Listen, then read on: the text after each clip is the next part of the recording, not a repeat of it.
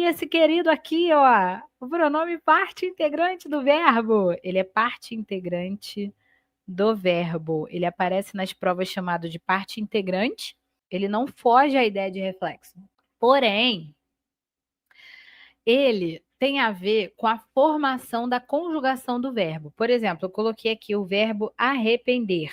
Esse é um verbo que, quando você vai conjugar, você não conjuga, né? Você não constrói frases no dia a dia sem o pronome. Você não diz que você arrependeu alguém.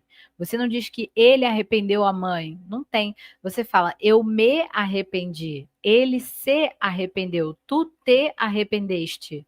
Né? Então, assim, para conjugar o verbo, você vai obrigatoriamente necessitar do pronome.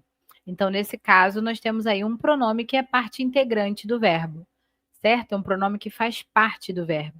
Um outro exemplo aqui é o verbo queixar, que também, para manter o seu sentido original, atenção, obrigatoriamente vai puxar o pronome, porque eu me queixei é diferente de eu queixei.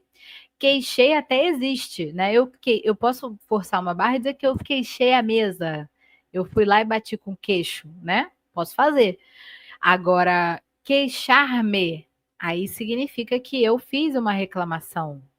Ele se queixou, quer dizer que ele reclamou, ele falou mal de alguma coisa, né? Ele está ali crítico em relação a alguma coisa. Então vamos fechar no seguinte: o pronome parte integrante, ele é obrigatório para a conjugação, aquele verbo não existe sem ele, ou também ele é, tirando ele, o verbo até existe, mas muda o significado. Veja bem, lá no. Ela cortou-se, aqui, ó, a menina cortou-se. Eu disse que se saísse o se, a gente perdia a ideia de reflexo. Mas a ideia de cortar permanece, né? Ela cortou com a faca, cortou alguma coisa, ela cortou o papel, ela cortou a fruta, né? A ideia de cortar. Aí o se, ele indica pra gente que foi ela que cortou ela mesma. Então, pronome reflexivo. Eu posso tirar, eu modifico o sentido da frase, mas não do verbo. Isso é um pronome reflexivo. Agora, quando eu tenho um caso de, se eu tirar o pronome, muda o sentido do verbo, quer dizer que aquele pronome é necessário para manter o original, para manter a conjugação, tá bom? Então, aqui, ó, só para ficar mais claro um pouquinho, olha só. A ave se debateu no chão da praça. Essa frase está correta. A ave debateu no chão da praça. Vamos imaginar que fosse uma fábula, né? Uma fábula e a ave e formou-se um debate na praça. E quá, quá, quá, pé, pé, pé, quá, quá, quá, quim, quim, quim, quim, qual é o barulho do esquilo? Não sei. Uma fábula qualquer. E eles estão debatendo, estão trocando ideias sobre alguma coisa na praça. Essa frase também está correta, ok? Mas veja bem, debater-se significa ter espasmos, né? Ter movimentos involuntários. Debater-se remete a uma cena de doença, uma cena de crise, uma cena de necessidade de socorro e de ajuda, né? Nesse contexto que eu falei, o debate até também, né? Pede uma ajuda, um SOS, um SAMU, ninguém aguenta mais.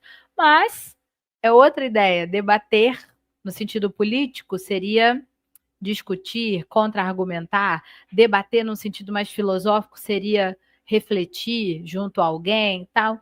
Enfim, então você vê, debater-se é uma coisa, debater é outra, ou seja, a presença ou ausência desse ser interfere no sentido do verbo. Então eu posso dizer, eu devo dizer que esse ser é parte integrante do verbo. Ele faz parte do verbo.